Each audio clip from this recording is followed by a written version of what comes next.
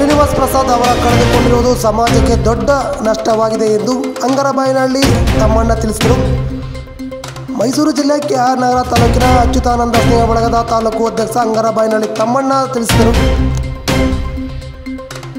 ದಲಿತ ಸಮಾಜದ ಪ್ರಭಾವಿ ವ್ಯಕ್ತಿ, ನೇರ ನುಡಿಯ ವ್ಯಕ್ತಿಯಾದ ಪ್ರಸಾದ್ ಅವರನ್ನು ಕಳೆದುಕೊಂಡಿರುವುದು ರಾಜಕೀಯ ಜೀವನದಲ್ಲಿ ಪ್ರಸಾದ್ ಅವರ ಯಾವುದೇ ಕಪ್ಪು ಚುಕ್ಕಿ ಇಲ್ಲದೆ ರಾಜಕಾರಣ ಮಾಡದಂಥ ಸ್ವಾಭಿಮಾನಿ ವ್ಯಕ್ತಿ ಪ್ರಸಾದ್ ಅವರು. ನೇರ ನುಡಿ ವ್ಯಕ್ತಿಯಾಗಿರುವ ಪ್ರಸಾದ್ ಅವರು ಪಕ್ಷ ಬದಲಾವಣೆ ಮಾಡಿಕೊಂಡರೆ ಹೊರತು ಸ್ವಾಭಿಮಾನವನ್ನು ಬದಲಾವಣೆ ಎಲ್ಲೂ ಕೂಡ ಮಾಡಿಕೊಳ್ಳಲಿಲ್ಲ. ಅಂತಹ ವ್ಯಕ್ತಿ ಮತ್ತೊಮ್ಮೆ ಹುಟ್ಟಿ ಬರಲಿ ಎಂದು ಪ್ರಾರ್ಥಿಸುತ್ತೇನೆ ಎಂದರು. ಅಚ್ಯುತಾನಂದ ಸ್ನೇಹ ಬಳಗದ ತಾಲೂಕು ಅಧ್ಯಕ್ಷ ಅಂಗರಬಾಯಿನಹಳ್ಳಿ ತಮ್ಮಣ್ಣ ಸೇರಿದಂತೆ ಅಚ್ಯುತಾನಂದ ಬಳಗದ ಎಲ್ಲ ಸದಸ್ಯರು ಶ್ರದ್ಧಾಂಜಲಿ ಸಭೆಯಲ್ಲಿ ಇದ್ದರು.